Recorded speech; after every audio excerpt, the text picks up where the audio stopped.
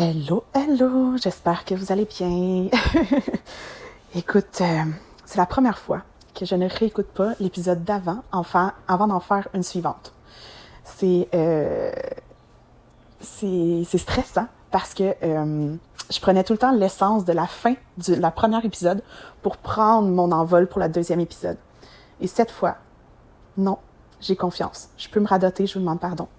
Mais si il veut que je répète quelque chose, c'est parce que quelqu'un doit l'entendre. Que ce soit que je fais l'épisode pour une personne, que j'en fasse pour 1 million, ça change rien.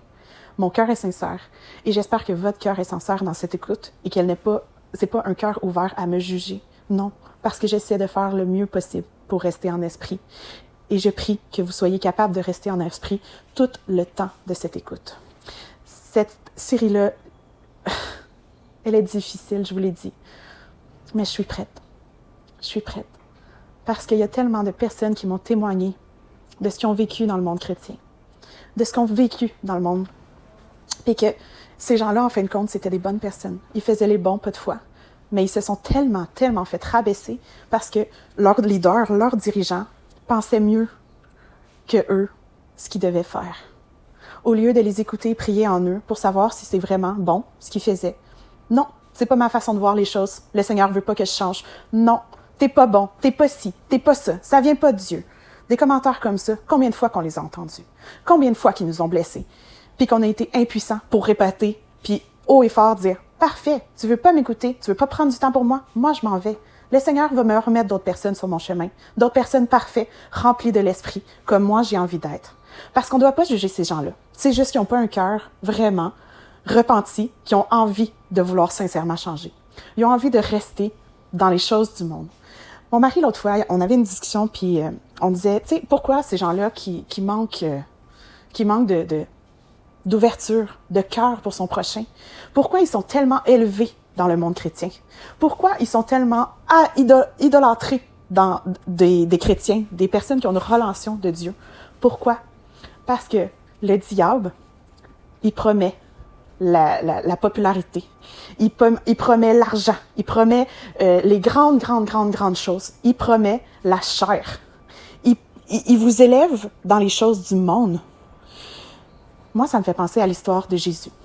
Jésus, après, je me rappelle pas combien de jours de jeûne qu'il y a eu, il était dans le désert, puis il y a un ange déchu, ou je me rappelle pas, là, un démon qui est allé dire « Écoute, regarde devant toi. » Et tout ça va t'appartenir si tu décides de me suivre. Mais Jésus, il savait que lui, au fond de lui, ça lui appartenait déjà tout, parce que le monde appartient à Dieu, puis à son Père, et il vient d'une pureté. Fait qu'il s'est pas laissé tenter. Mais quand quelqu'un dit qu'il a rencontré un ange, puis il lui a promis tellement de grandes choses, de popularité, de ci, de ça, puis qu'il élève un évangile de prospérité, ben il s'élève dans la chair.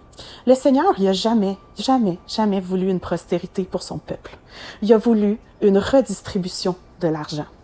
Il a voulu que les pauvres puissent avoir quelque chose à manger à tous les repas, qu'ils puissent avoir un lit pour dormir, qu'ils puissent avoir de la joie d'être dans la simplicité. Puis, ce que je trouve le plus malheureux dans tout ça, c'est que ces gens-là qui se sont élevés, ben, ils quittent de l'argent à ces gens qui manquent d'argent, qui sont capables de s'élever devant eux, devant l'Église, et dire « Moi, j'en ai en s'il vous plaît des souliers. Vous savez même pas le nombre de souliers que j'ai. » Hey, peut-être que quelqu'un devant toi, lui, il a de la misère à se payer une paire de souliers. Pourquoi as-tu besoin de t'élever de cette façon? Pourquoi as-tu besoin de vanter tous les mérites, toutes les possessions que tu as? Est-ce que vous pensez que Jésus se promenait en disant « Hey, moi, le monde m'appartient, suivez-moi! » Non. Il faisait les choses dans le secret. Il faisait les choses dans l'humilité.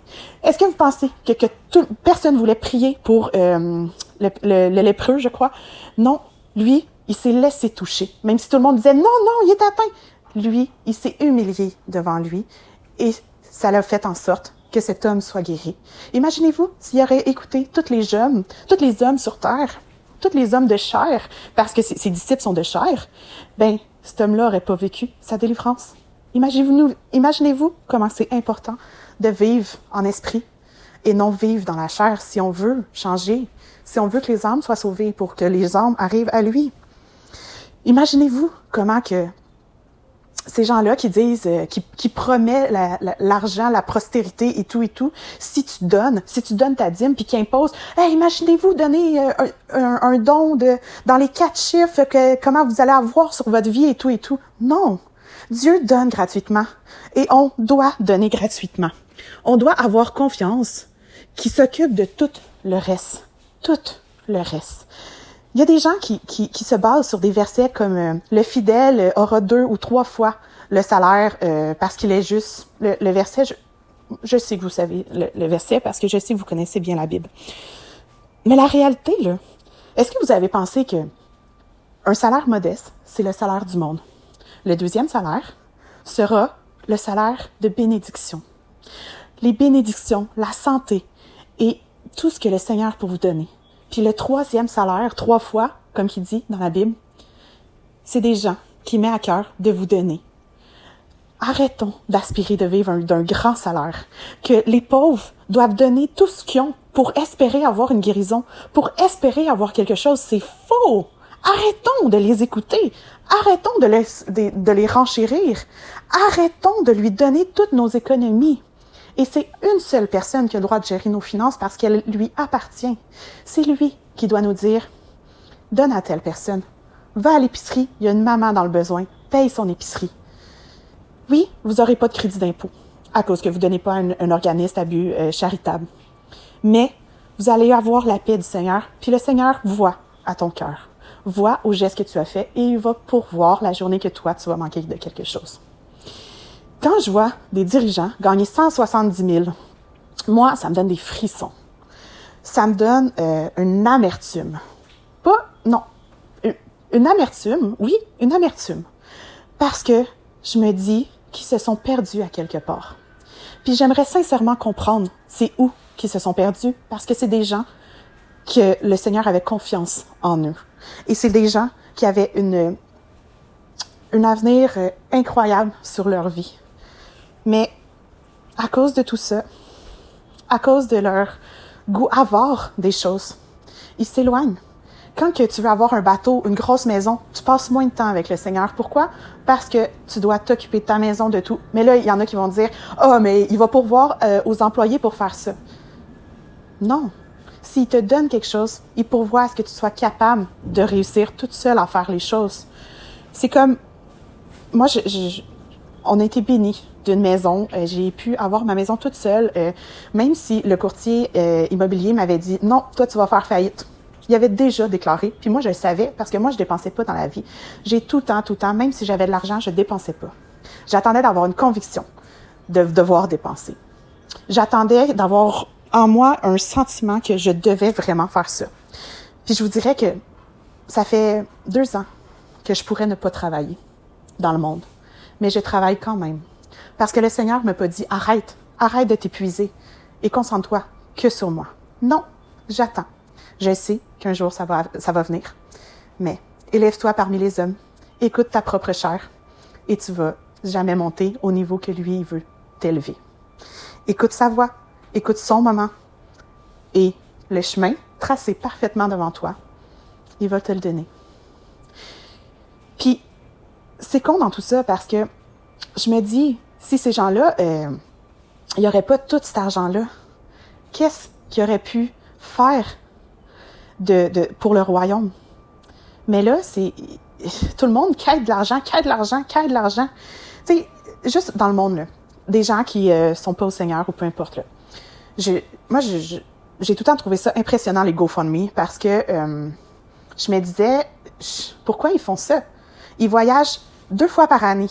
Ils ont des chars neufs. Ils se payent des gros restaurants. Ils se payent ci et ça et ça. Puis là, parce que leur chien vient d'avoir un accident, ben là, ils n'ont pas 4 000 $ pour soigner ton chien. Mais tu as fait le choix. Tu as senti en toi une conviction de devoir acheter un chien. Pourquoi? C'est tous les Québécois qui doivent donner pour que tu ne descends pas ton rythme de vie. Je ne suis pas dans le jugement. Je suis dans l'incompréhension. Si quelqu'un peut m'aider à comprendre tout ça, parce que moi, je comprends pas. Oui, on est un peuple. Oui, on doit s'entraider. Oui, on doit s'entraider avec des gens qui en ont sincèrement besoin. Est-ce que la personne, elle doit ne plus travailler pour s'occuper de son enfant? Oui, on donne. Mais quand que tu vois que cette personne-là ne se prive pas, puis vous demande de l'argent, je sais qu'on peut pas tout savoir, mais on peut prier par contre. Seigneur, est-ce que tu veux que je donne de l'argent à ce GoFundMe-là, à cet organisme-là? Qu'est-ce que tu veux que je fasse? Parce que c'est grâce à toi que j'ai mon emploi. C'est grâce à toi que j'ai de l'argent dans mon compte. C'est grâce à toi, puis c'est pas donné à tout le monde. Mais faut qu'il y ait une volonté aussi de vouloir s'en sortir. Mais peut-être qu'à ce moment-là, ils l'ont pas. Puis peut-être que le 100$ que tu mets à la maman à l'épicerie, que tu lui offres, ben peut-être que ça sème en elle quelque chose qui va amener le Seigneur dans son cœur, puis qui va essayer. Mais faut pas que tu ailles dans l'excès non plus. Tu peux pas donner, puis un moment donné dire « Ah, elle va être touchée. » Non, parce qu'il y a du monde profiteur dans tout. Il y a du monde qui vont profiter des gens. Peut-être que, oui, ça va les toucher, mais peut-être qu'il y a juste dans 5 ans qu'ils vont donner leur vie au Seigneur, puis qu'ils vont se rappeler quand ils vont avoir encore de la misère, puis toi, tu vas dire « Non, écoute, je t'ai assez donné, puis le Seigneur veut que j'utilise mon argent autrement. » Soyons sincères. Oui, c'est bien de donner. Oui, c'est bien. Mais comment que le Seigneur nous le montre dans la Bible? Il faut donner avec un cœur prêt à donner. Il faut pas donner par idolâtrie puis par attente en retour. Quand on donne devant l'Église, on attend en retour. Puis ces gens-là, bien souvent, c'est malheureux. Parce que ces gens-là, ils regardent qui donne. Puis il va donner plus d'attention à quelqu'un qui donne. Je vous parle en connaissance de cause parce que j'ai été comptable pour une église et j'ai analysé toutes les façons de faire parce que c'était pas les façons que le Seigneur me montrait qu'on devait agir. Donne à celui qui ne donne pas et peut-être que tu vas semer plus puis que l'argent, qu'il donne de l'argent ou pas, n'importe peu. Je répète, le Seigneur donne gratuitement, on donne gratuitement. Est-ce que quelqu'un qui est 100% avec le Seigneur, mais qu'il travaille 2 jours semaine, puis le reste du temps, il dit, il y a du monde qui a besoin de lui, puis il dit non, moi j'ai mon gym, moi je dois aller faire mon épicerie, moi je dois faire mon ménage, moi je dois me reposer, moi je dois faire ci, mais que la personne devant toi a 2 emplois. La personne devant toi s'occupe de ses enfants, toute seule, avec aucune aide. Mais pourquoi toi, qui gagnes des dons des autres, tu peux te permettre d'avoir autant de liberté? Quelqu'un qui t'offre autant d'aide, tu ne t'offres pas de l'aider en retour. De l'aider à t'aider. Puis là, je suis pas claire, je le sais. Parce que j'ai envie d'ouvrir votre esprit puis que vous ayez envie de connaître un peu plus mon histoire. Parce que, comme je vous dis, j'ai été tellement proche avec 2 églises, puis ils m'ont tellement humiliée, rabaissée. Ils m'ont envoyé la police. Ils m'ont envoyé, vraiment, ils m'ont enlevé de toute ma famille, ils ont repoussé ma famille et tout. Mais Dieu est bon, parce que j'en ai voulu jamais à personne. Jamais à personne. Puis dans les prochains épisodes, je vous explique concrètement ce qui m'est arrivé. Soyez bénis, je vous aime et à une prochaine fois.